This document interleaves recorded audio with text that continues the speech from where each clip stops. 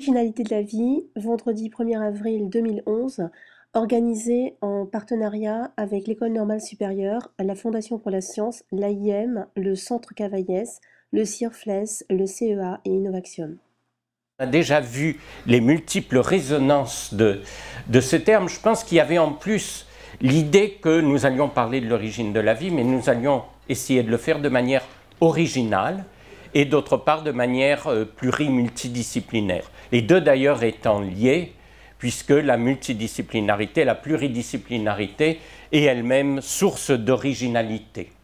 Et c'est la raison d'ailleurs pour laquelle nous avons pensé que Muriel Gargaud, qui a beaucoup travaillé, fait travailler ensemble physiciens, chimistes, biologistes, etc., dans le domaine de l'astrobiologie, était la bonne personne pour conclure cette journée et poser les bonnes questions sur ces relations entre les différentes sciences et le problème de l'origine de la vie en particulier. Alors, comme vous l'avez vu, l'interdisciplinarité, la transdisciplinarité n'est pas toujours facile. Juste un exemple pris dans cette journée.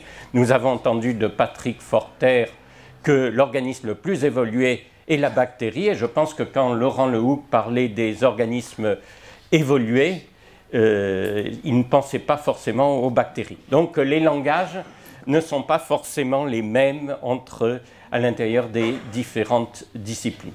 Alors je voudrais juste, avant de laisser la parole à Muriel, simplement soulever peut-être 3 points, 3 interrogations. Je crois d'ailleurs que Muriel compte faire un peu la même chose et poser elle aussi des questions. Je vous laisse porter parfois, je m'adapterai. Non, mais c'est... donc, trois questions. Alors la première, c'est la difficulté de cette question de l'origine de la vie. Peut-être rappeler que nous sommes quand même à 50 mètres, ici, physiquement, de l'endroit où Pasteur a clos le débat sur la génération spontanée. Mais ceci était important parce que lorsqu'il fermait ce débat, cela voulait dire que justement apparaissait le problème de l'origine de la vie, dans le sens qu'il fallait trouver une explication naturelle à l'origine de la vie, mais en même temps que l'origine de la vie avait été un événement rare, exceptionnel. Donc il fallait concilier deux aspects qui au fond en général ne sont pas conciliés dans la science, puisque la science c'est plutôt ce qui explique les phénomènes qui se répètent de manière récurrente dès que les conditions sont remplies. Donc ça, il y a une difficulté fondamentale, je pense, de ce problème de l'origine de la vie, lié précisément à ce statut particulier de la question de l'origine. Alors peut-être qu'il y a eu plusieurs origines, mais en tout cas pour l'instant, nous ne connaissons qu'une forme de vie et qu'une forme de vie qui remonte dans le passé vers un état qui nous semble unique. Alors, deuxième aspect, je ne suivrai pas Andrea et Vincent dans leur hauteur métaphysique, mais néanmoins, il me semble qu'il y a un aspect qui ressort pas mal, c'est l'aspect de la dimension historique de la vie. Dimension historique de la vie qui permet justement peut-être de sortir de ce problème de l'origine, avec l'idée au fond qu'à l'origine tout était là. Non, la vie est histoire, elle est dans son cheminement, et elle est aussi dans le cheminement vers la vie, on pourrait dire, et puis elle l'est aussi à partir de l'origine de la vie elle-même, où il y a une histoire, ou même plus exactement, des histoires de la vie. Je pense que cette dimension historique a été évoquée de multiples manières au cours de cette journée et que c'était un des points forts.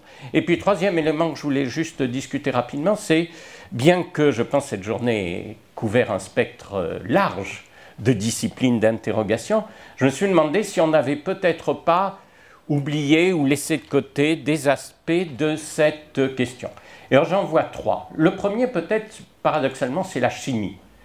Parce que si vous remarquez bien, nous avons souvent parlé de biologie, de physique, et quelquefois, au moins les paroles, la chimie avait l'air un petit peu de disparaître.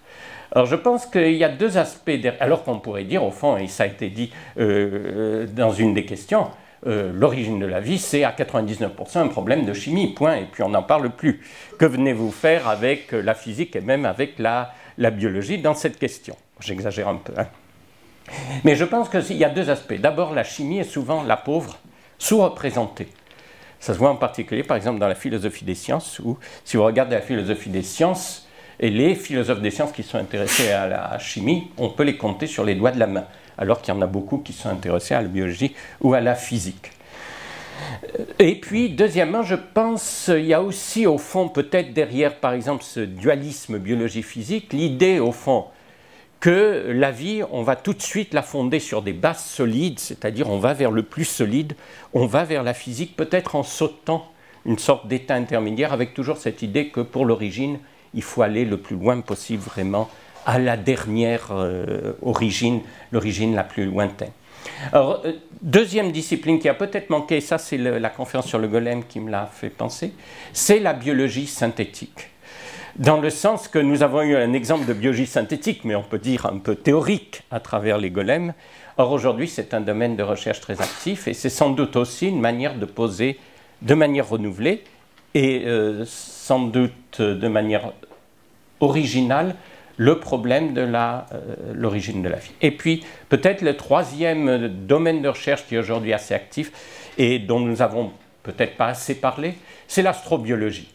Dans le sens que l'astrobiologie, c'est cette recherche, on en a parlé, hein, aucun des aspects n'a été totalement ignoré, mais peut-être on n'a pas mis assez l'accent dessus, c'est l'astrobiologie, donc recherche de vie sur d'autres planètes, parce que c'est effectivement d'une certaine manière le complémentaire du problème de l'origine de la vie, puisque c'est une autre manière d'explorer cette question.